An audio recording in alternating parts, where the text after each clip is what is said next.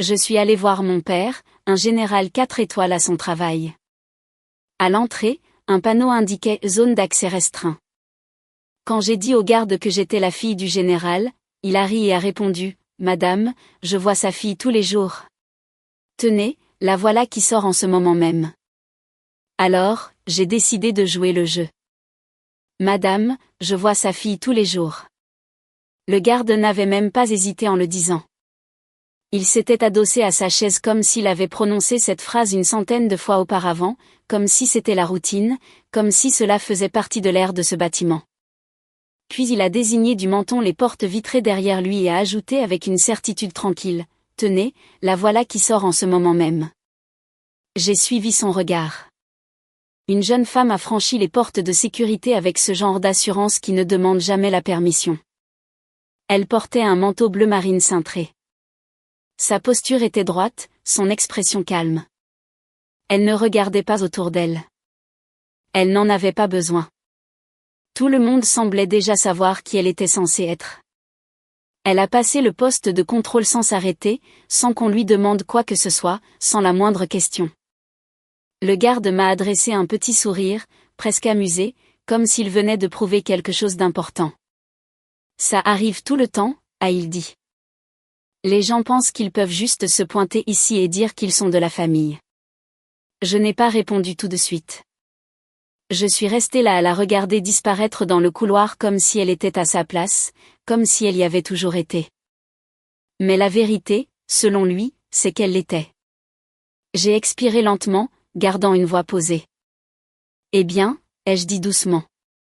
C'est intéressant. » Le garde a pouffé et s'est replongé dans sa paperasse. Alors, à moins que vous ayez une pièce d'identité qui prouve le contraire, je vais devoir vous demander de vous écarter. J'ai hoché la tête, sans être offensée ni surprise, mais pensive. Car si elle était sa fille, alors qui avais-je été toutes ces années? J'ai baissé les yeux vers le badge visiteur que je tenais encore. Soudain, il m'a paru bien plus léger qu'il n'aurait dû, comme s'il n'avait plus aucune valeur. Puis j'ai relevé les yeux vers la porte qu'elle venait de franchir et j'ai pris une décision. « Très bien », ai-je dit en glissant le badge dans ma poche. « Je comprends. » Le garde s'est détendu immédiatement, pensant que la situation était réglée. Mais ce n'était pas le cas, loin de là. Je n'allais pas partir. J'allais jouer le jeu. Je n'étais pas retourné à l'état-major de mon père depuis plus de 3 ans.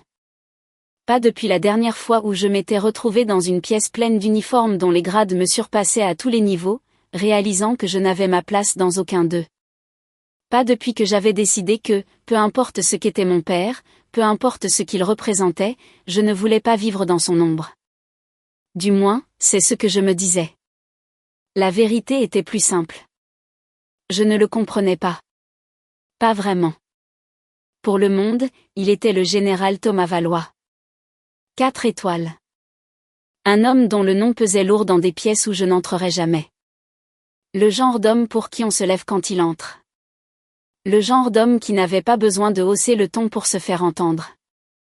Pour moi, c'était juste papa. Ou du moins, il l'avait été. Nous nous parlions au téléphone quelques fois par an, pour les fêtes, surtout, et les anniversaires, quand on s'en souvenait. Nos conversations étaient polies, prudentes, comme 2 personnes qui se connaissent assez bien pour ne pas poser les mauvaises questions. Mais il y a 3 semaines, il m'a appelé en personne. C'était déjà inhabituel en soi. « Tu es sur Paris ?» a-t-il demandé. « Non », ai-je répondu. « Je devrais ?» Il y a eu un silence. « Alors tu pourrais passer à l'état-major. » Aucune explication, aucun détail. J'ai failli ne pas y aller, mais quelque chose dans sa voix, pas de l'urgence, pas de l'inquiétude, mais autre chose, quelque chose de mesuré, comme s'il avait déjà pris une décision et m'offrait simplement la chance de m'y rattraper ou m'a marqué. Alors, j'ai pris la route ce matin. J'ai porté quelque chose de simple, de neutre, rien qui n'attire l'attention. Aucune supposition, aucune attente. Et dans les 5 minutes suivant mon arrivée, on m'annonçait que je n'existais pas. Je me suis éloigné du poste de garde et me suis dirigé vers la zone d'attente sur le côté. Quelques chaises en plastique, une machine à café qui avait connu des jours meilleurs. Une vue sur ce même couloir où la femme avait disparu. De là, je pouvais observer. Et c'est exactement ce que j'ai fait. 10 minutes se sont écoulées. Puis 15. Des gens allaient et venaient. Des officiers, des sous-officiers, du personnel civil avec des badges soigneusement accrochés à leur veste. Personne ne m'a arrêté. Personne ne m'a demandé de partir. Je n'étais qu'une visiteuse de plus, une personne sans réelle place dans le système, jusqu'à ce que je la revoie. Elle est revenue par la même porte, plus lentement cette fois, discutant avec un homme en uniforme, un gradé intermédiaire, probablement un colonel. Sa posture à lui était détendue en sa présence. Familière? Trop familière? Elle a souri à quelque chose qu'il a dit. Pas de manière trop amicale, ni inappropriée, juste à l'aise, comme si elle avait mérité cet espace. Je me suis penchée un peu en avant et j'ai observé leur façon de bouger ensemble. La façon dont les gardes au point de contrôle n'ont même pas levé les yeux quand elle est passée de nouveau. Aucune vérification d'identité, aucune confirmation, rien. Le colonel s'est arrêté juste avant la sortie et a dit quelque chose trop bas pour que je l'entende. Elle a hoché la tête, puis a continué seule vers le parking. Pendant un instant, j'ai envisagé de la suivre, de voir où elle allait. Mais ce n'était pas la question. Le sujet principal se trouvait à l'intérieur. Je me suis adossée à ma chaise et j'ai laissé mon regard glisser de nouveau vers le poste de garde. Le même garde était toujours là. Même posture, même certitude détendue, sûr de ce qu'il savait, sûr de celle qu'il voyait tous les jours. Je me suis levée et suis retournée vers le bureau. Il a levé les yeux à mon approche. Une lueur de reconnaissance a traversé son visage. Oh, a-t-il dit. Vous êtes toujours là? J'ai souri légèrement. J'attends juste qu'on vienne me chercher. Il a hoché la tête et commençait déjà à se désintéresser. C'était parfait. Je n'avais pas besoin de son attention. J'avais besoin de sa routine. J'ai jeté un coup d'œil au scanner de badge à côté de lui et j'ai regardé un autre officier s'approcher, biper sa carte et passer sans un mot. Simple, prévisible, répétable. J'ai laissé passer quelques minutes de plus, j'ai observé, j'ai écouté, j'ai appris. Puis, quand le moment m'a semblé opportun, j'ai bougé. Pas trop vite, sans hésitation, le plus naturellement du monde, comme si je l'avais déjà fait, comme si j'étais à ma place. Je me suis glissée dans la file derrière un groupe de militaires qui passaient le contrôle. Assez près pour ne pas me démarquer. Pas si près pour que quelqu'un se pose des questions. Le garde a à peine levé les yeux. Un par un, ils ont scanné leur badge. La porte s'est ouverte, fermée, rouverte. Puis ce fut mon tour. Je n'avais pas de badge, mais j'avais autre chose, le timing. L'officier devant moi a scanné sa carte et a franchi le seuil. J'ai suivi une demi-seconde derrière lui. Juste au moment où la porte se refermait, le garde a dit quelque chose. Pas d'un ton sec ou alarmé, juste par routine. Et, madame. Je me suis tournée légèrement et j'ai croisé son regard avec la même expression calme que j'avais vue sur le visage de cette femme. Confiante, imperturbable, attendue. Il a hésité une petite seconde. Et dans cette seconde, j'étais déjà à l'intérieur. La porte a cliqué derrière moi. Et tout simplement, je n'étais plus une visiteuse. Je faisais partie du système, du moins pour l'instant. J'ai avancé sans me retourner. Mon pouls était régulier, mon esprit clair. Quelque part plus au cœur du bâtiment, mon père m'attendait. Et s'il savait ce qui se passait à sa propre porte, alors ce n'était pas une erreur. C'était un test. Et je venais de décider de le passer. J'ai continué à marcher comme si je savais exactement où j'allais. C'était la première règle dont je me souvenais. Pas de mon père, mais de mes années passées à être sa fille, les gens remettent plus vite en question l'hésitation que l'accès. Si vous avez l'air perdu dans un endroit régi par les grades et la routine, quelqu'un le remarque. Mais si vous avancez avec détermination, la plupart des gens s'écartent. Le couloir au-delà du point de contrôle était plus calme que dans mes souvenirs. Des sols cirés, des murs gouvernementaux pâles, des photographies d'unités encadrées, une vitrine contenant des plaques, des tapes de bouche et des cadeaux de départ à la retraite d'unités dont je ne reconnaissais les noms que parce que je les avais entendus lors de dîners quand j'étais plus jeune. À l'époque où j'étais encore assez naïve pour croire que des hommes comme mon père passaient leur vie à parler de médailles. Mais la vérité, c'est qu'il parlait rarement de son travail. Il rentrait à la maison imprégné de silence, comme d'autres hommes rentraient imprégnés de fumée de cigarettes ou de graisse de moteur. J'ai passé un bureau d'accueil tenu par une femme en tenue civile, la cinquantaine peut-être, des lunettes pendues à une chaîne autour de son cou. Elle a brièvement levé les yeux, a vu mon visage, puis s'est replongée dans son écran.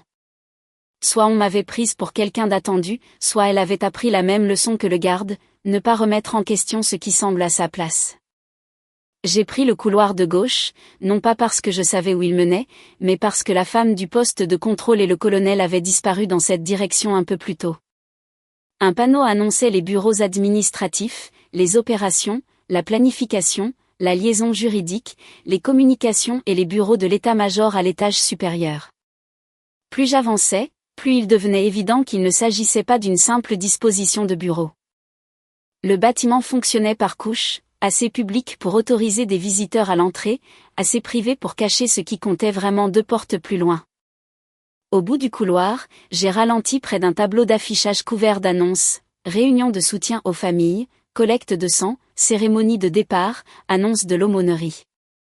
La vie ordinaire d'une base militaire était là, résumée en punaises et en encre d'imprimante. Et c'est ce qui ancrait cet endroit dans la réalité. Les gens se mariaient ici, élevaient des enfants ici, perdaient des amis ici, prenaient leur retraite ici. Malgré toutes les étoiles et les saluts militaires, la majeure partie de la vie militaire se résumait encore à partager des quiches après les enterrements et à l'épouse de quelqu'un organisant une collecte de couverture pour l'hiver. Cette banalité rendait ce que je venais de voir encore plus étrange, et non l'inverse. J'ai entendu des pas et me suis tournée juste assez pour ne pas paraître suspecte. Le même colonel que tout à l'heure descendait le couloir, un dossier coincé sous un bras. La cinquantaine, svelte, les tempes grisonnantes, une démarche souple, le genre d'homme qui avait passé des décennies à l'intérieur des systèmes et qui avait appris à se rendre indispensable sans paraître avide. Il s'est arrêté près d'une porte marquée « Direction des opérations » et a jeté un coup d'œil derrière lui. Une seconde plus tard, la jeune femme est apparue. De près, elle paraissait encore plus soignée qu'avant, début de la trentaine peut-être, les cheveux bruns élégamment attachés. Des bijoux discrets. Aucun badge visible d'où je me tenais, bien qu'elle se déplaçât comme si elle en avait un. Elle ne s'habillait pas comme la famille d'un militaire. Elle ressemblait à quelqu'un qui comprenait exactement combien d'argent et de discipline il fallait pour paraître naturel. Le colonel a baissé la voix. Je me suis rapproché du tableau et j'ai fait semblant de lire un tract pour un déjeuner caritatif. Il va falloir être prudente cet après-midi, a-t-il dit. Je le suis toujours, a-t-elle répondu. Sa voix était basse et posée, avec la plus infime trace d'un accent du sud sous le vernis. Elle semblait entraînée, elle aussi. Pas théâtrale. Préparée. Le briefing a été avancé, a-t-il précisé. Aucun arrêt supplémentaire. Elle a fait un petit signe de tête. Compris. Puis elle lui a souri d'une manière qui m'a noué l'estomac. Pas un sourire charmeur, ni affectueux, mais complice. Le sourire de quelqu'un qui sait que l'autre sécurise la route devant lui. Il lui a tendu le dossier. Pas ouvertement, pas secrètement, de manière fluide. Si j'avais cligné des yeux, j'aurais pu le rater. Elle l'a glissé sous son bras et a continué dans le couloir sans un mot de plus. Le colonel l'a regardé partir une demi-seconde, puis s'est tourné dans l'autre direction. Je suis resté là où j'étais jusqu'à ce que tous deux aient disparu. Mon père a passé toute sa vie à m'enseigner une leçon sans jamais s'asseoir pour la formuler, quand quelque chose cloche, ne réagis pas trop vite. Laisse la forme de la chose se dessiner. Alors, je l'ai laissé faire. Cette femme n'était pas une simple visiteuse inoffensive. Personne ne se déplace aussi confortablement dans une zone restreinte par accident. Personne ne reçoit un dossier dans un couloir à l'extérieur des opérations stratégiques à moins que cet échange n'ait de l'importance. Et le colonel, quel que soit son rôle exact, était trop expérimenté pour être négligent. Je me suis remise en mouvement, plus lentement cette fois.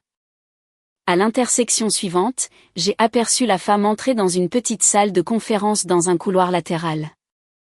La porte ne s'est pas fermée complètement. Je suis passée devant sans regarder à l'intérieur, puis je me suis arrêtée à une fontaine à eau à environ 6 mètres de là. Le bourdonnement des voix s'échappait de la pièce. Une voix masculine, la sienne. Puis celle d'un autre homme, plus jeune, plus tendu. J'ai attendu que des bruits de pas résonnent plus loin dans le couloir, créant juste assez de bruit de fond pour masquer mes propres mouvements. Puis je suis revenue sur mes pas et me suis positionnée près de la porte entr'ouverte. Il a dit qu'il signerait si le général ne voit pas toute la chaîne, disait le jeune homme. Il ne la verra pas, a répondu la femme. Pas si aujourd'hui se déroule comme prévu. La nuque m'a glacée. La première voix masculine, plus âgée, probablement le colonel, a pris le relais. Non, pas d'improvisation. Nous sommes allés trop loin pour faire des erreurs. Trop loin. On ne recule pas. On ne reconsidère rien. J'ai entendu le bruit d'un papier glissant sur une table. Puis la femme a dit quelque chose qui m'a pétrifiée. Si on pose des questions, j'étais au bureau d'accompagnement des familles toute la matinée. Ils ont l'habitude de m'y voir. Le bureau des familles. C'était une expression si étrange que j'en ai presque douté de mes propres oreilles. Mon père n'avait pas de bureau des familles. Il n'avait jamais été ce genre d'homme. Il gérait les questions personnelles comme il gérait tout le reste, en privé, directement et sans fioriture. Cette expression semblait inventée, un titre conçu pour justifier une présence, un titre répété assez souvent pour devenir une routine. Et soudain, les mots du garde à l'entrée ont pris une tournure plus sombre. Je vois sa fille tous les jours. Pas une fille par le sang, une fille par le rôle. Un rôle que quelqu'un avait fabriqué et distillé dans ce bâtiment jusqu'à ce que tout le monde cesse de se poser des questions. J'ai reculé avant qu'il ne puisse terminer. Je n'avais pas besoin d'en entendre plus pour l'instant. Ce dont j'avais besoin, c'était d'éviter d'être repéré trop tôt. J'ai tourné au coin et j'ai failli percuter un jeune lieutenant qui portait une pile de classeurs. Il en a rattrapé un avant qu'il ne glisse et m'a adressé un sourire d'excuse rapide. Désolé, madame. Il n'y a pas de mal, ai-je dit. Il m'a regardé de nouveau, comme s'il essayait de remettre mon visage, pas avec méfiance, mais avec curiosité. Puis ses yeux se sont très légèrement écarquillés. Oh, a-t-il dit. Je ne savais pas que vous étiez de retour. Mon rythme cardiaque n'a pas changé, mais quelque chose s'est aiguisé en moi. Je viens tout juste d'arriver, ai-je dit prudemment. Il a hoché la tête un peu trop vite. Bien sûr, autant pour moi. Avant que je puisse lui demander ce qu'il voulait dire, une sonnerie a retenti dans le couloir et un haut-parleur a annoncé que l'état-major supérieur devait se présenter au briefing dans 10 minutes. Le lieutenant s'est hâté de partir. Je suis resté là un instant de silence et j'ai compris 2 choses à la fois. Premièrement, cette femme était là depuis assez longtemps pour être reconnue comme faisant partie de la structure. Deuxièmement, je n'étais pas la seule personne que certains s'attendaient à voir. Quel que soit le jeu qui se jouait au sein du commandement de mon père, il ne reposait pas sur un seul mensonge. Il reposait sur de nombreux petits mensonges, répétés jusqu'à ce qu'ils deviennent l'air de la pièce. Et pour la première fois depuis que j'avais franchi ce poste de contrôle, j'ai cessé de me sentir comme une étrangère qui s'était égarée en zone de danger. Je me suis sentie comme quelqu'un que mon père attendait depuis le début. C'est la pensée que j'avais encore en tête lorsqu'une voix grave et familière a résonné derrière moi. Tu es allé plus loin que la plupart des gens. Je me suis retournée. Mon père se tenait au bout du couloir, en grand uniforme de cérémonie. 5 étoiles sur les épaulettes, le visage illisible. Il n'avait pas l'air surpris de me voir. Il avait l'air d'être en retard à une réunion qu'il n'avait été prêt à reporter qu'une seule fois. Pendant un instant, je n'ai pas bougé. J'avais imaginé cette rencontre de 12 façons différentes au cours des 3 dernières années. Maladroite, formelle, peut-être même distante. Mais pas ça. Pas lui debout là comme s'il avait observé toute la scène depuis le début. Tu es allé plus loin que la plupart des gens, a-t-il répété. Sa voix n'avait pas changé. Toujours basse, toujours contrôlée, le genre de voix qui n'avait pas besoin de monter pour asseoir son autorité. J'ai fait un pas vers lui. J'ai eu de l'aide, ai-je dit. Ses yeux ont à peine dévié vers le couloir derrière moi, en direction de la salle de conférence, puis sont revenus sur moi. Oui, a-t-il dit. En effet. C'était tout. Aucune surprise, aucune question, juste une confirmation. Et à cet instant, tout s'est mis en place dans mon esprit. Tu le savais, ai-je affirmé. Ce n'était pas une question. Il a soutenu mon regard une longue seconde, puis a fait un léger signe de tête. Je m'en doutais, a-t-il répondu. Maintenant, je sais. J'ai expiré lentement. Donc, le garde à l'entrée, le lieutenant, le colonel. Conditionné, a-t-il tranché. Le mot est tombé plus lourdement que n'importe quoi d'autre qu'il aurait pu dire. Pas trompé, pas dans l'erreur. Conditionné. Comme si cela avait été fait avec soin, de façon répétée. Silencieusement. J'ai croisé les bras, non par attitude défensive, mais pour me stabiliser. Et tu as laissé faire. Il n'a pas répondu tout de suite. Au lieu de cela, il est passé devant moi et a fait un geste vers le couloir. Marche avec moi. Je l'ai suivi. Nous avons marché côte à côte, son rythme mesuré, sans hâte. N'importe qui nous croisant n'aurait rien vu d'inhabituel, juste un général et une civile traversant son QG. Mais je pouvais le sentir. Le changement, le poids des non-dits, la pression sous le calme. Tu penses que j'ai laissé faire, a-t-il fini par dire. Je pense que tu ne l'as pas arrêté, ai-je répondu. Une légère trace de quelque chose, presque un sourire, a effleuré le coin de sa bouche. L'arrêter trop tôt, a-t-il dit, aurait résolu le mauvais problème. Je l'ai regardé. Et quel est le bon problème? Il a cessé de marcher. Moi aussi. Puis il s'est tourné pour me faire face complètement. La question n'est pas de savoir qui elle est, a-t-il dit. La question est de savoir à qui profite sa présence. Cela lui ressemblait tout à fait. Pas réactif, pas impulsif, réfléchi, toujours réfléchi. Et tu ne le savais pas, ai-je demandé. Je n'avais pas de preuves, a-t-il dit. Pas le genre de preuves qui tiennent quand les gens commencent à tout nier. J'ai repensé à ce que j'avais entendu, le dossier, la salle de conférence, la mention du briefing. Il passe à l'action aujourd'hui, ai-je dit doucement. Son expression n'a pas changé, mais je l'ai vu quand même. Ce petit changement dans ses yeux. Oui, a-t-il répondu. C'est exact. Et tu le savais aussi. Je savais que quelque chose se passerait bientôt, a-t-il corrigé. Ton timing m'a aidé. J'ai failli rire. Mon timing. Il m'a regardé un instant, puis a dit, tu as débarqué sans prévenir.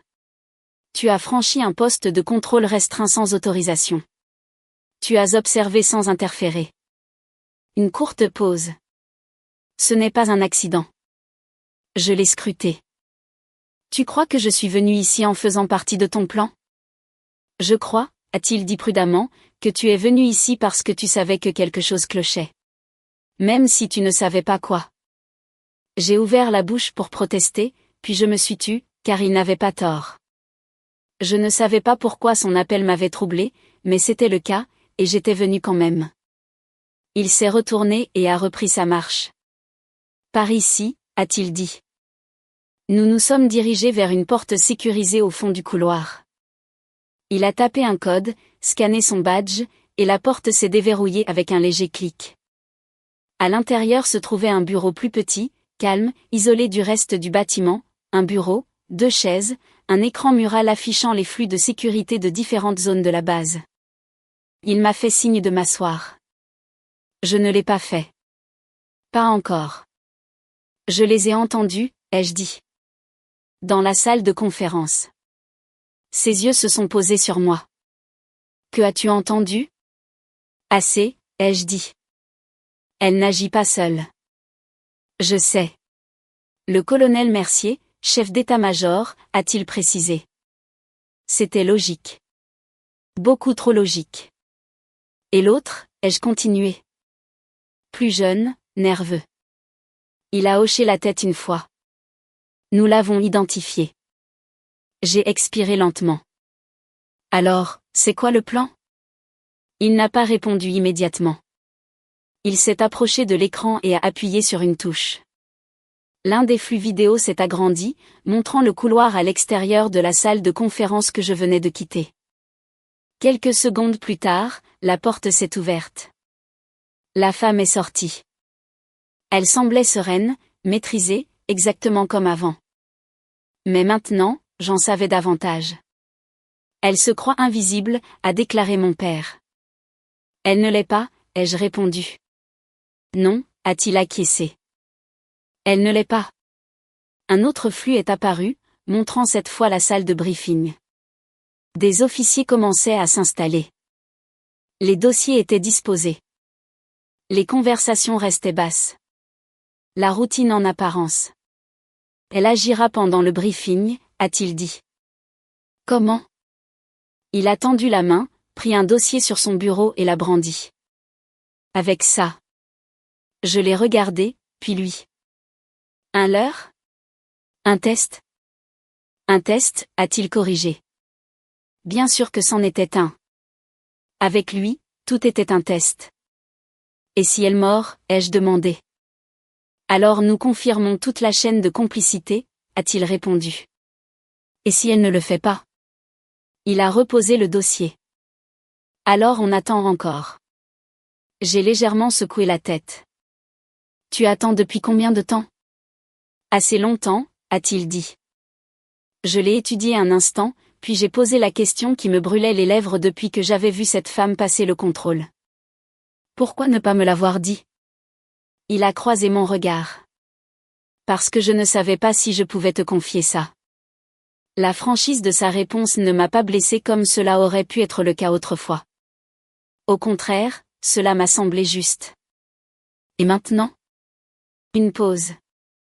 Puis tu es entré sans badge, a-t-il dit. Tu as observé, tu t'es adapté, tu n'as pas réagi avec émotion. Une autre pause. Je me fie plus à ce que tu fais qu'à ce que tu dis. Ça, c'était vraiment lui. J'ai hoché la tête une fois. Très bien, alors. Dis-moi ce dont tu as besoin. Il m'a observé un instant de plus, puis a fait un petit signe de tête presque imperceptible. Reste exactement là où tu es, a-t-il dit. J'ai froncé les sourcils. C'est tout. J'ai jeté un coup d'œil à l'écran. La femme descendait le couloir, se dirigeant vers la salle de briefing. J'ai l'impression de pouvoir être plus utile que ça, ai-je dit. Tu pourrais, a-t-il concédé. Mais l'utilité n'est pas la même chose que le contrôle. Je l'ai regardé à nouveau. Et tu veux le contrôle? J'ai besoin du contrôle, a-t-il rectifié. Un instant s'est écoulé entre nous. Puis j'ai compris. Il ne se contentait pas de les observer. Il contrôlait l'échiquier. Chaque mouvement, chaque pièce, moi y compris. Je me suis légèrement reculé et j'ai croisé les bras. D'accord, ai-je dit. Je reste. Il a hoché la tête, puis s'est retourné vers l'écran. La salle de briefing était presque pleine maintenant. Le décor était planté, et quelque part dans cette pièce, un mensonge allait être révélé. Je suis resté là où il m'avait dit de rester. Cela allait contre mon instinct. Tout en moi voulait bouger, voulait la suivre, voulait être à l'intérieur de cette salle de briefing et regarder la scène se dérouler au premier rang. Mais mon père n'avait jamais confondu l'action avec le contrôle. Et la vérité, c'est que j'avais appris depuis longtemps que le moyen le plus rapide de perdre les deux était d'agir trop tôt. Je me suis donc assise sur la chaise face à son bureau, les mains croisées souplement sur mes genoux, les yeux rivés sur l'écran. La salle de briefing était comble. Les officiers supérieurs prenaient place avec l'efficacité silencieuse qui vient d'années passées à faire la même chose à la même heure dans différents bâtiments à travers le pays. Les papiers étaient alignés, les stylos posés, les téléphones mis sur silencieux. C'était une salle formée pour être prête avant même que la réunion ne commence. Elle est entrée la dernière. Pas en retard, précisément à l'heure. La porte s'est ouverte et elle est entrée avec la même assurance que j'avais vue à l'entrée, au poste de garde, dans le couloir. Aucune vérification de badge, aucune hésitation. L'homme à la porte lui a fait un bref signe de tête et s'est écarté. Elle n'a regardé personne directement, mais j'ai observé la façon dont les gens la remarquaient. Pas de manière surprise, ni même curieuse, juste un changement subtil, des épaules qui se redressent, des regards qui se lèvent, le plus infime ajustement de posture qui signalait la reconnaissance, la familiarité, l'acceptation. Conditionné, avait dit mon père. Maintenant, ce mot pesait plus lourd. Regarde le côté gauche de la pièce, m'a-t-il dit doucement. J'ai suivi son instruction. Le chef d'état-major, le colonel Mercier, était assis à 3 chaises du bout de la table. Il avait son dossier ouvert, un stylo reposant entre ses doigts. De cette distance, il ressemblait exactement à ce qu'il était censé être, expérimenté, posé, concentré sur le travail devant lui. Rien chez lui ne suggérait le risque. Rien chez lui ne suggérait une ambition dépassant l'acceptable. Mais j'avais vu le couloir. J'avais entendu sa voix. Il n'a pas regardé vers elle quand elle est entrée. Il n'en avait pas besoin. La connexion entre eux avait déjà été établie ailleurs, hors de vue, là où elle ne pouvait pas être mesurée. La plupart des gens surveillent ceux qui font du bruit, a dit mon père. Ils ratent ceux qui n'en ont pas besoin. J'ai hoché légèrement la tête. Et le plus jeune, il a tapé sur une touche, changeant d'angle. La deuxième caméra montrait l'autre bout de la table. Il était là, la trentaine, probablement. Cheveux courts, carrure svelte. Son uniforme était impeccable, mais il ne le portait pas avec la même aisance que les autres. Il ajustait ses papiers trop souvent. Levait les yeux trop vite. Son attention n'était pas sur la réunion. Elle était sur elle. Capitaine Dubois, a dit mon père. Liaison logistique. Il a l'air d'attendre un signal, ai-je fait remarquer. C'est le cas. La pièce s'est calmée lorsque mon père est entré dans le champ. Même sur l'écran, sa présence modifiait l'atmosphère. Les conversations se sont interrompues sans qu'on ait à le demander. Les chaises se sont redressées. Le silence qui a suivi n'était pas forcé. Il était attendu. Il a pris sa place en bout de table. Bonjour, a-t-il dit.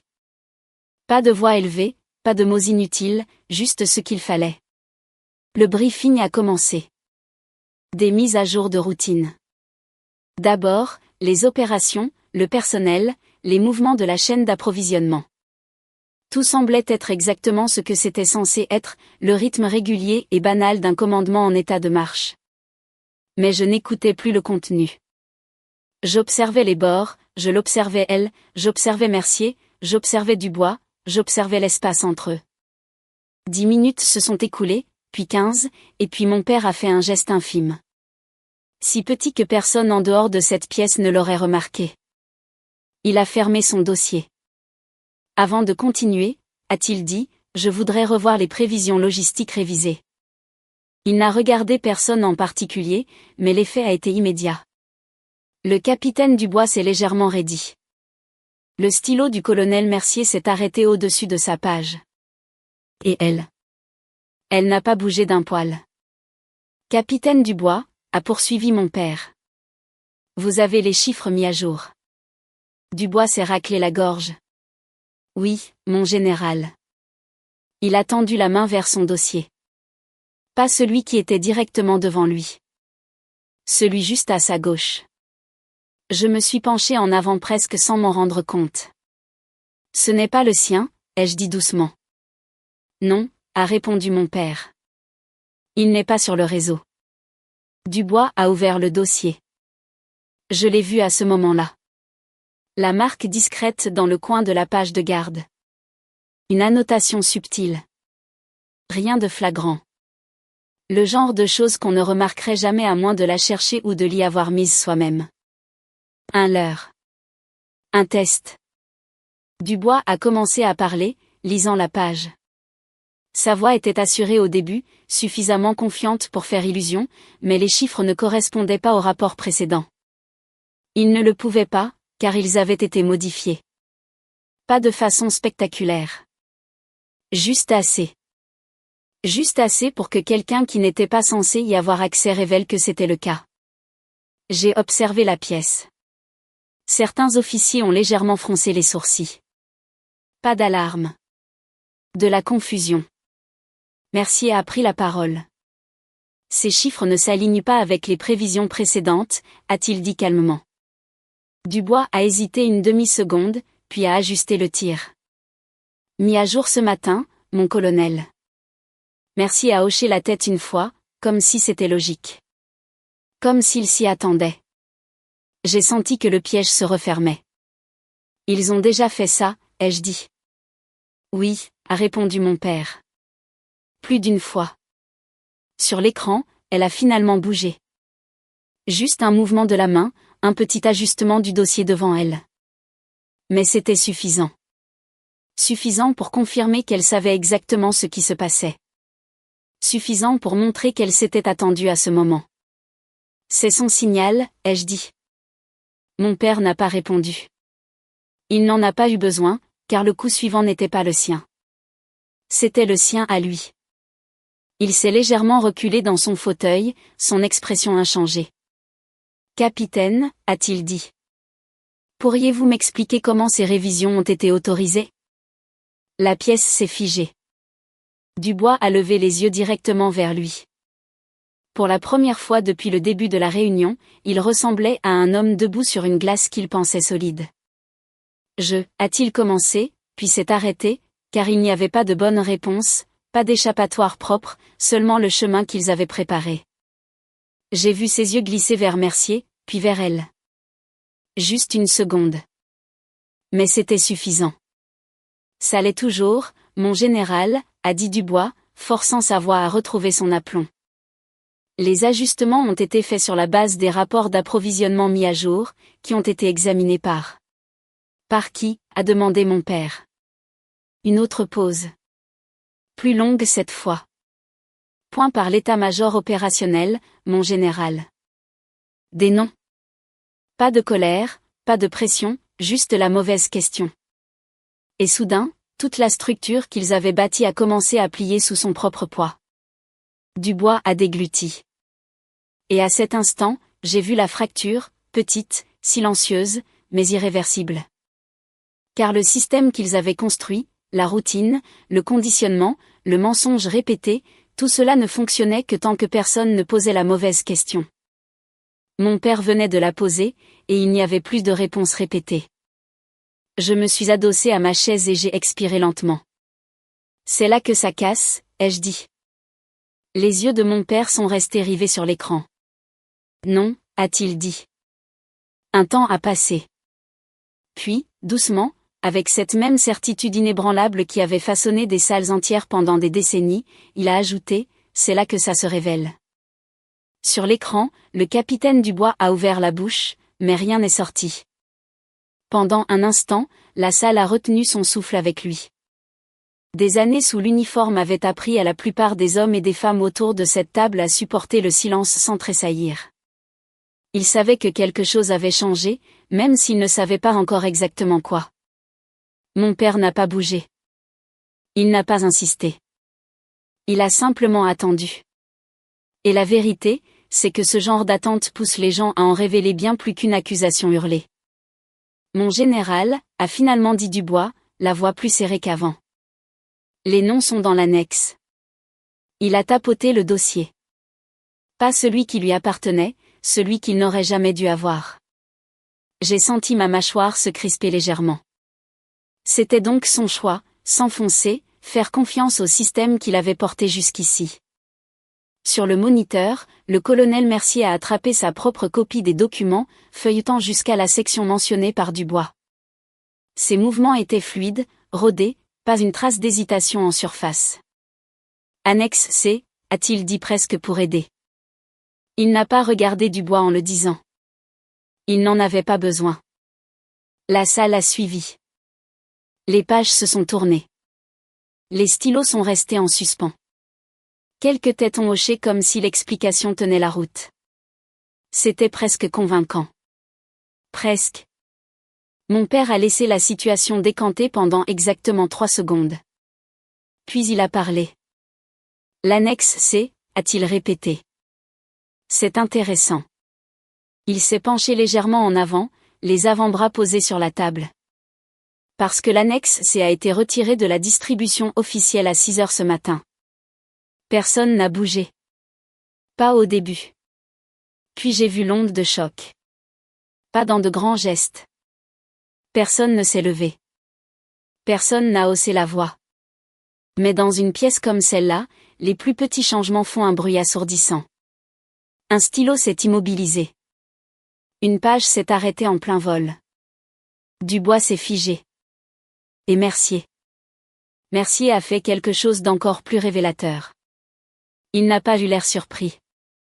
Il a eu l'air pensif, comme s'il recalculait. Il devait travailler sur une version antérieure, a dit Mercier, calme et mesuré. Des retards de diffusion arrivent, surtout quand les mises à jour sont faites si près du briefing. C'était une bonne réponse. Propre, plausible, le genre de réponse qui satisferait la plupart des gens dans la plupart des situations. Mais pas ici. Pas aujourd'hui. Mon père a légèrement tourné la tête, regardant enfin directement Mercier. Colonel, a-t-il dit, suggérez-vous que le capitaine Dubois a eu accès à des documents obsolètes et les a présentés comme actuels sans vérification? Mercier a soutenu son regard. Je suggère que nous clarifions la chronologie avant de tirer des conclusions. Mesuré, prudent, essayant toujours de contrôler le rythme. J'ai regardé Dubois. Sa respiration avait changé. Subtil, mais présent. Ses épaules n'étaient plus stables. Ses yeux allaient trop vite entre Mercier, les papiers et mon père. Il attendait. Il attendait des directives, la permission de corriger le tir. Mais Mercier ne la lui a pas donnée. Pas encore. Car le plan, quel qu'il ait été, reposait sur la confiance, sur l'élan, et cet élan venait d'être brisé. Mon père s'est reculé, comme s'il examinait la suggestion. Très bien, a-t-il dit. Clarifions. Puis il a plongé la main à côté de son siège et a sorti un deuxième dossier. Pas celui sur la table, un autre. Identique de l'extérieur, mais pas à l'intérieur. Même à travers l'écran, j'ai pu sentir le changement d'atmosphère, car il y avait maintenant deux versions de la même chose, deux réalités, et une seule était la bonne.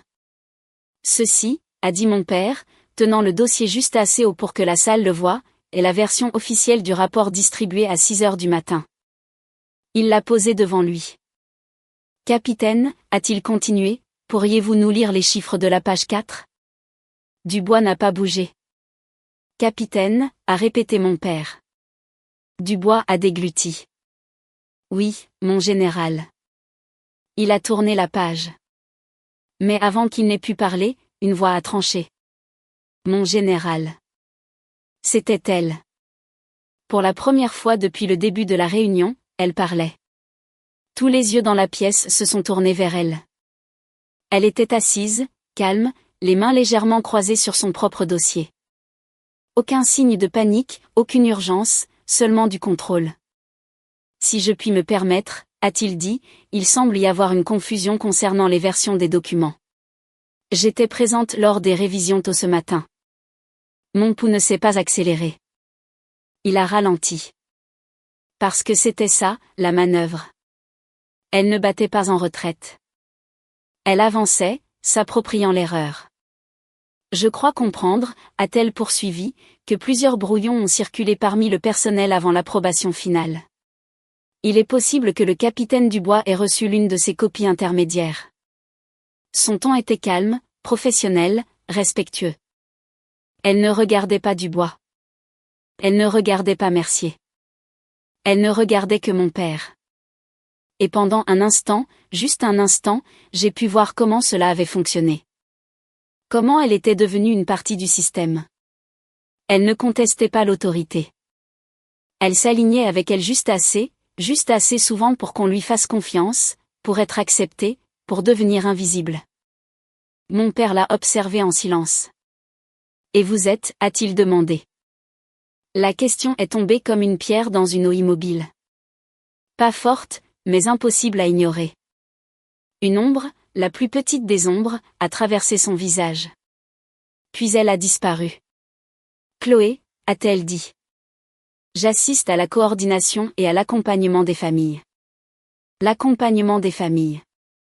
Encore une fois.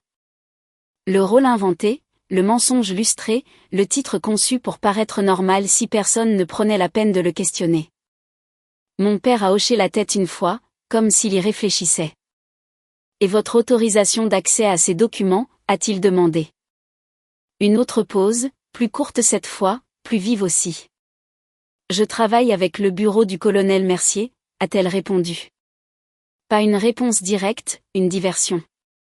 Propre, efficace, entièrement dépendante d'une seule chose, le soutien de Mercier. Je l'ai regardé, lui. C'était le moment décisif. Il pouvait prendre ses distances. Il pouvait limiter les dégâts. Il pouvait reculer et tenter de sauver ce qui restait. Ou bien, il pouvait s'engager. Il a choisi. Elle a une accréditation de mon bureau, a dit Mercier.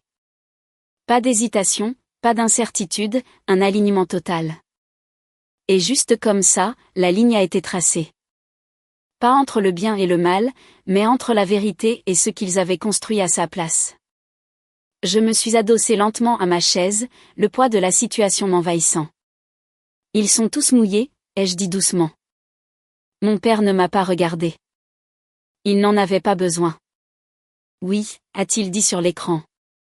Il a refermé le deuxième dossier doucement, délibérément. Puis il a regardé la salle, pas une personne en particulier, mais tout le monde. Bien, a-t-il dit. Juste un mot, mais il portait quelque chose de nouveau.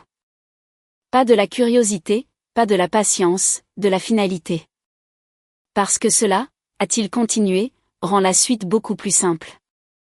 La salle n'a pas réagi. Pas encore. Mais je l'ai senti. Ce basculement, cet instant où le contrôle change entièrement de main. Le piège n'était plus en train d'être tendu. Il s'était déjà refermé. Et pour la première fois, il commençait à s'en rendre compte. Personne n'a parlé. Pendant quelques secondes, la pièce a maintenu cet équilibre fragile entre confiance et doute. L'instant où des gens qui étaient sur une minute plus tôt commencent à reconsidérer ce qu'ils pensent savoir. Mon père a laissé le silence s'installer. Il ne précipitait jamais des moments comme celui-là. Puis il a tendu la main vers le petit panneau de contrôle à côté de lui et a appuyé sur un seul bouton. Les lumières ont légèrement baissé. L'écran à l'avant de la salle de briefing s'est allumé. Au début, il n'a rien montré d'inhabituel, juste un couloir familier. Le même couloir à l'extérieur de la direction des opérations.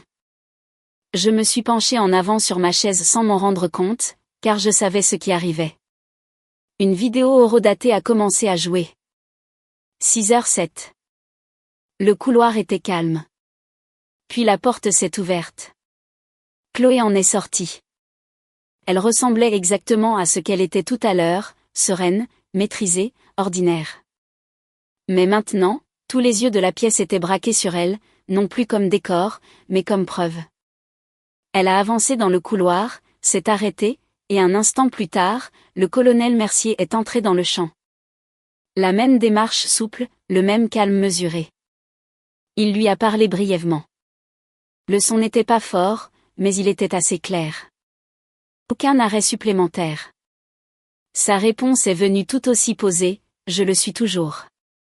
Quelques têtes se sont tournées vers Mercier. Il n'a pas bougé. Sur l'écran, il lui a remis le dossier. Le même que celui utilisé par Dubois. Le même qui n'était plus censé exister. La salle n'a pas réagi d'un coup. Ce n'est jamais le cas.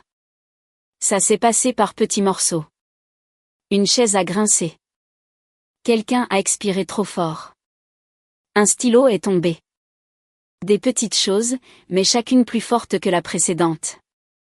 La vidéo a continué. Chloé s'est éloignée.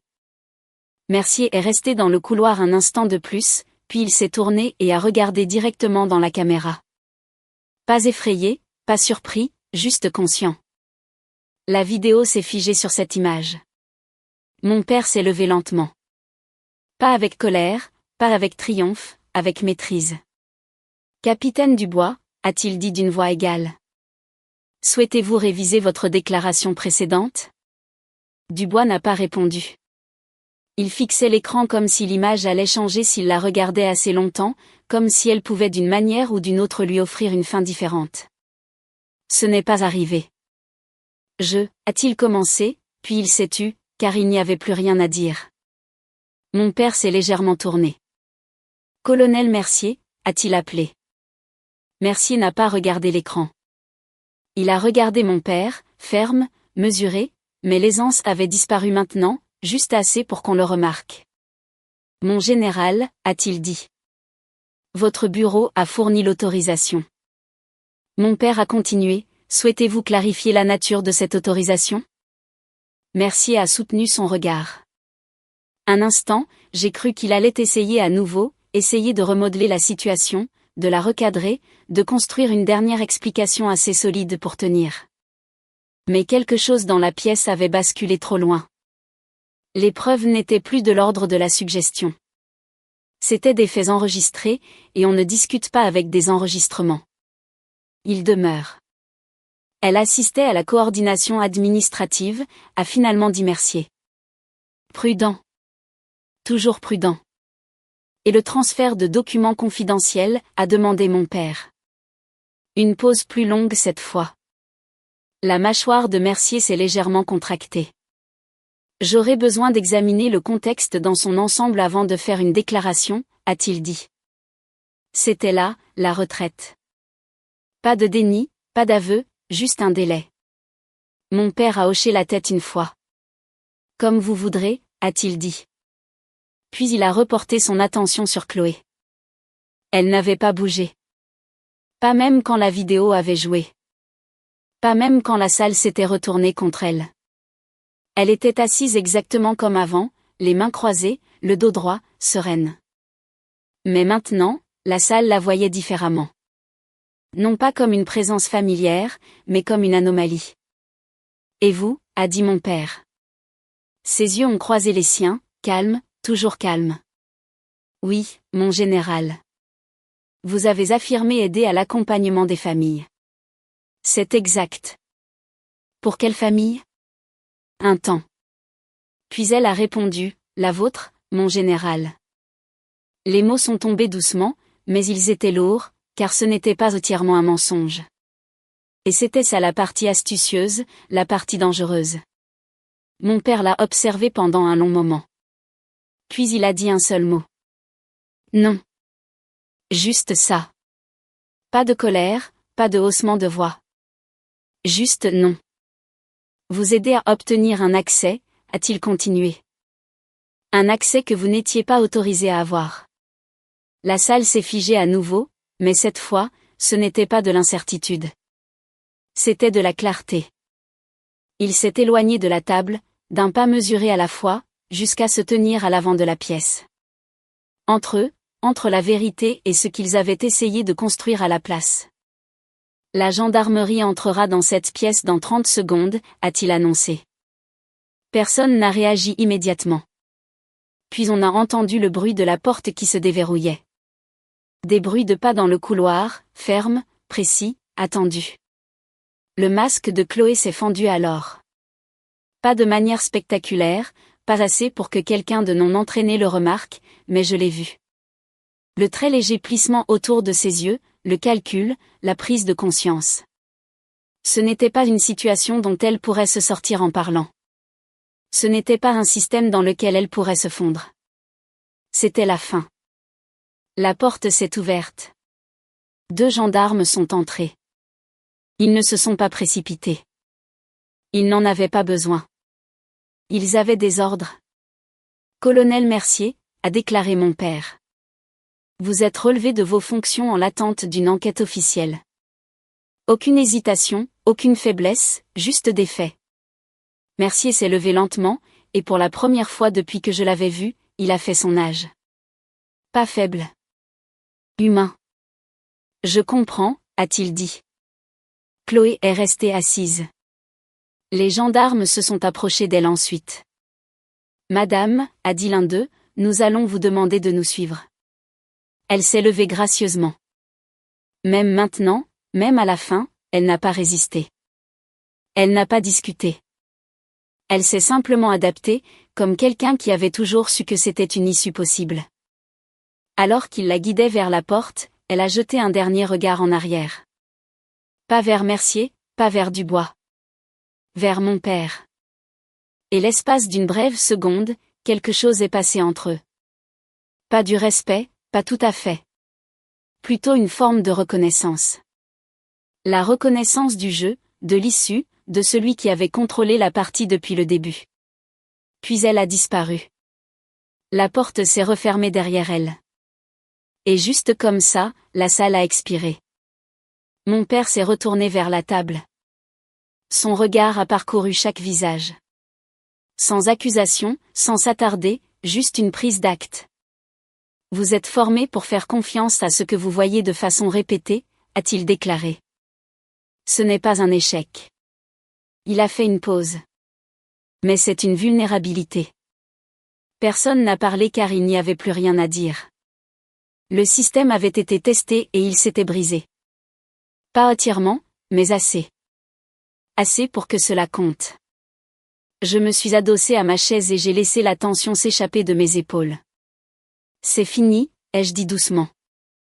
Mon père ne m'a pas regardé, mais je l'ai entendu dans sa voix quand il a répondu « non ». Un temps. Maintenant, il faut en répondre. Et cela semblait d'une façon ou d'une autre plus définitif que tout le reste. La salle n'a pas retrouvé son cours normal tout de suite. Les gens ont rassemblé leurs dossiers, mais plus lentement qu'avant. Les chaises ont glissé avec un bruit plus sourd.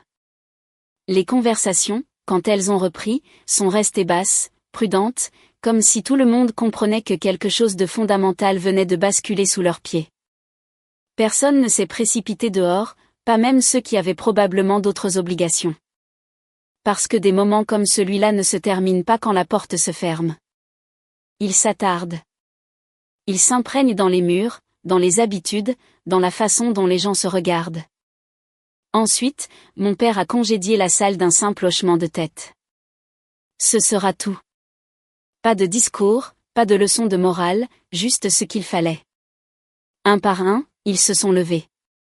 Certains lui ont jeté un coup d'œil en sortant, bref et respectueux, peut-être un peu plus pensif qu'il ne l'était une heure plus tôt. D'autres évitaient de regarder qui que ce soit. Le capitaine Dubois s'est arrêté à la porte. Il ne s'est pas retourné. Mon général, a-t-il dit, la voix tremblante. Oui. Un silence. J'aurais dû vérifier. Mon père n'a pas hésité. Oui, a-t-il dit. Vous auriez dû. Pas de colère, juste la vérité. Dubois a hoché la tête une fois, puis est parti. La porte s'est fermée. Le silence a suivi. Pas inconfortable, juste total. J'ai regardé les chaises vides sur l'écran un instant de plus, puis je me suis reculé et j'ai expiré lentement. Eh bien, ai-je dit. Cela répond à quelques questions. Mon père a éteint le moniteur. La pièce s'est légèrement assombrie lorsque l'écran est devenu noir. Cela répond à celle qui importait, a-t-il dit.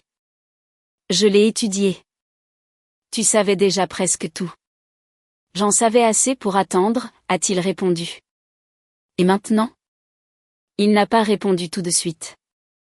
Au lieu de cela, il s'est dirigé vers la fenêtre sur le mur du fond. Elle donnait sur une étendue de la base, des rangées ordonnées de bâtiments, un drapeau flottant au vent, une poignée de militaires traversant la cour en contrebas. De la détermination dans chaque pas. Pour un homme qui avait passé sa vie à l'intérieur des systèmes, il avait toujours préféré regarder vers l'extérieur. Ce sera documenté, a-t-il dit enfin. Enquêté, traité de la bonne manière. Pas de raccourci, pas d'arrangement discret. C'était une autre chose que j'avais apprise de lui. Même pour Mercier, ai-je demandé. Il a hoché la tête. Surtout pour Mercier. J'ai laissé l'idée faire son chemin.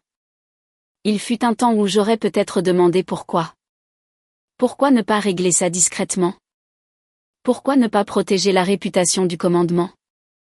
Mais la vérité, c'est que je connaissais déjà la réponse. Parce qu'une réputation bâtie sur le silence ne tient pas. Parce que les systèmes qui ne se corrigent pas d'eux-mêmes finissent par s'effondrer. Parce que, malgré tout le pouvoir que mon père détenait, il n'avait jamais été conçu pour occulter la vérité. Il était conçu pour la servir. Je me suis levée de ma chaise et me suis étirée légèrement, sentant la raideur de mes épaules après être restée assise si longtemps. Alors, ai-je dit, qu'est-ce qui va arriver au garde à l'entrée? Mon père m'a jeté un coup d'œil par-dessus son épaule. Il a suivi ce qu'on lui a appris à suivre, a-t-il dit. Il sera formé à nouveau. Pas puni, pas renvoyé. Corrigé. Ça me semble juste, ai-je dit. C'est nécessaire, a-t-il répondu. Nous sommes restés là dans le silence pendant un moment. Puis j'ai posé la question que je n'avais pas encore posée. Pourquoi m'avoir appelé? Il s'est retourné complètement cette fois. Pas en tant que général, mais en tant que père. Parce que j'avais besoin de savoir si tu le verrais, a-t-il dit. Voir quoi? Il a soutenu mon regard. La différence entre ce que les gens disent qu'une chose est, et ce qu'elle devient réellement quand personne ne la remet en question. J'y ai réfléchi, puis j'ai fait un léger signe de tête. Et si je n'étais pas venu? Il n'a pas hésité. J'aurais terminé le travail sans toi, a-t-il dit. Bien sûr qu'il l'aurait fait. Là n'était pas la question. Mais tu es venu, a-t-il ajouté. Et ça a compté. Une autre pause. Plus courte cette fois. Oui, ai-je dit. C'était tout. Mais c'était suffisant. J'ai marché avec lui dans le couloir. Le bâtiment me semblait différent maintenant, non pas parce qu'il avait changé, mais parce que j'avais changé, ou peut-être parce que je le comprenais enfin de la même façon que lui. Au poste de contrôle, le même garde était toujours en service. Il a levé les yeux à notre approche, et cette fois, il s'est redressé immédiatement. Son expression a changé à la seconde où il a vu mon père. Mon général, a-t-il dit en se mettant au garde à vous. Puis ses yeux ont glissé vers moi. La reconnaissance n'est pas venue tout de suite, mais autre chose l'a remplacée, l'incertitude. Celle qui survient lorsqu'une personne réalise que la version de la réalité sur laquelle elle s'appuyait n'est peut-être pas la seule. Mon père s'est arrêté devant lui. Repos, a-t-il dit. Le garde s'est légèrement détendu. Mon général, a-t-il commencé. Mon père a levé une main. Pas pour le faire taire, juste pour l'interrompre. Vous avez fait votre travail, a-t-il dit. Maintenant, vous apprendrez à le faire mieux. Le garde a hoché la tête rapidement. Oui, mon général. Mon père s'est écarté, me laissant la voie libre vers la sortie. Pendant un instant, je suis resté là à regarder la porte, sous le panneau qui indiquait toujours accès interdit. Puis je me suis retourné vers le garde. Je m'appelle Claire Valois, ai-je dit calmement. Je ne viens pas souvent ici. Il a cligné des yeux, assimilant l'information. Puis, oui, madame. Pas sur la défensive, pas méprisant, juste en train de s'adapter, d'apprendre. Je lui ai adressé un petit signe de tête, puis je suis sorti à la lumière du jour. L'air m'a paru différent dehors, plus frais, plus pur. Ou peut-être que c'était juste moi. Je me suis arrêté au bord du parking et j'ai regardé le bâtiment en arrière. De l'extérieur, il avait exactement la même apparence que le matin même. Solide, ordonné, inchangé. Mais j'en savais plus maintenant. Les systèmes ne restent pas solides parce qu'ils ne subissent jamais de pression. Ils restent solides parce que quelqu'un est prêt à les tester, à les remettre en question, à les corriger quand ils commencent à dériver. Mon père avait fait cela aujourd'hui, discrètement, complètement à sa manière, et il m'avait fait confiance pour le voir. Je suis montée dans ma voiture, mais je ne l'ai pas démarrée tout de suite. Je suis restée assise là un moment, les mains posées sur le volant, repensant à tout ce qui venait de se passer. Pensant à la facilité avec laquelle j'aurais pu faire demi-tour à l'entrée, accepter ce qu'on me disait, laisser quelqu'un d'autre définir ce qui était vrai. Et à quel point le résultat aurait été différent si je l'avais fait. J'ai expiré lentement, puis j'ai enfin mis le contact. En quittant le parking, j'ai jeté un dernier regard dans le rétroviseur. Le bâtiment devenait de plus en plus petit derrière moi, mais la leçon, elle, restait intacte. Dans un monde où les choses répétées assez souvent finissent par sembler vraies, il est important de savoir qui est prêt à poser une question de plus.